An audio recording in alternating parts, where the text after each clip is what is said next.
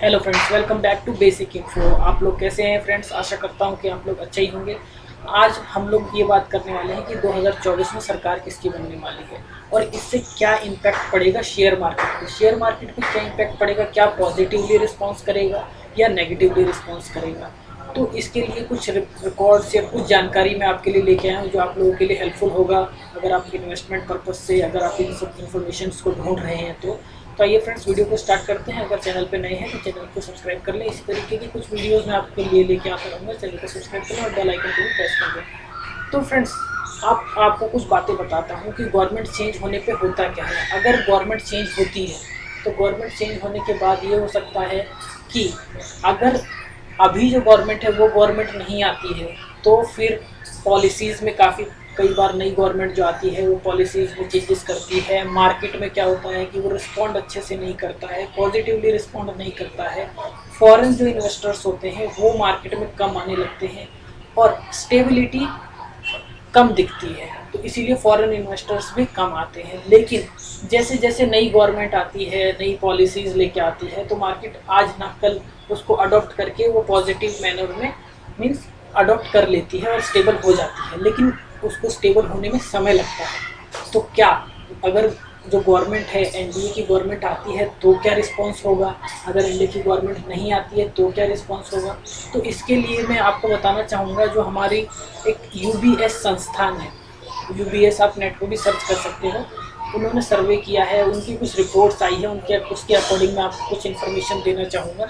उनके अकॉर्डिंग अगर जो गवर्नमेंट बनती है, अगर जैसे बीजेपी कह रही है कि 400 प्लस एनडीए की गवर्नमेंट आएगी, 400 प्लस, अगर ऐसा होता है तो वेल एंड गुड है। मार्केट पॉजिटिवली ही रिस्पॉन्ड करेगा जो कि रिस्पॉन्ड करना चाहिए उसको। तो कोई भी दिक्कत नहीं आएगी, 4 तारीख के बाद भी मार्केट पॉजिटिवली ही रिस्पॉन्स करेगा अगर 400 प्लस होता है तो। ये एक सिनेरियो रखा हुआ है।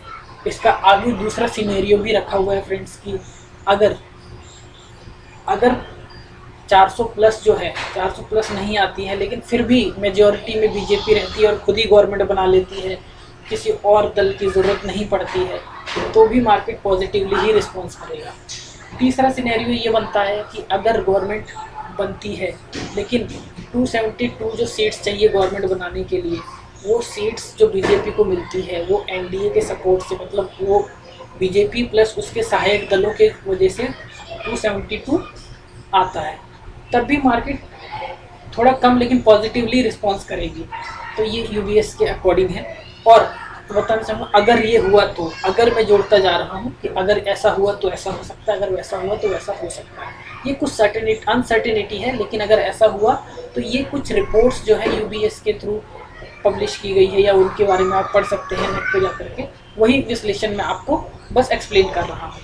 या फिर ये भी हो सकता है कि त्रिशंकु हो जाए ये चुनाव। त्रिशंकु का मतलब मेजोरिटी किसी के पास ना, मेजोरिटी मतलब मिला जुला के सरकार बनाना पड़े, तो भी काफ़ी मिली जुली सरकार, जैसे आप समझते हैं फ्रेंड्स, मिली जुली सरकार मीन्स उसमें बहुत किसी एक पार्टी को मेजोरिटी नहीं मिलती, कुछ इस पार्टी को मेजोरिटी मिलती है, कुछ इस पार्टी को, सारी पार्टियां मिल करके फिर कुछ विशेष पार्टियां मिल करके गवर्नमेंट बनाती है।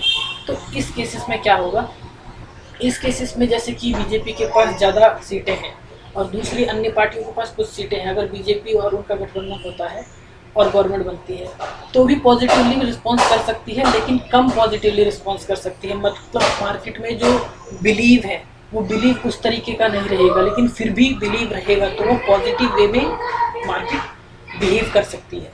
लेकिन अब एक ये भी इसका एक और दूसरा भी महत्वपूर्ण पक्ष है कि अगर जो गवर्नमेंट है वो टोटली चेंज हो जाए, टोटली चेंज हो जाए तो क्या होगा। मीन्स INDAI जो गठबंधन है, जिसे इंडिया गठबंधन भी बोलते हैं, अगर उसकी सरकार आ जाए तो क्या होगा। तो मार्केट में हैविली अनसर्टिनिटी आ सकती है, माइनस में जा सकता है। लेकिन जैसे कि मैंने आपको बताया, मार्केट बाद में अडॉप्ट करके और बाद में स्टेबल हो जाता है।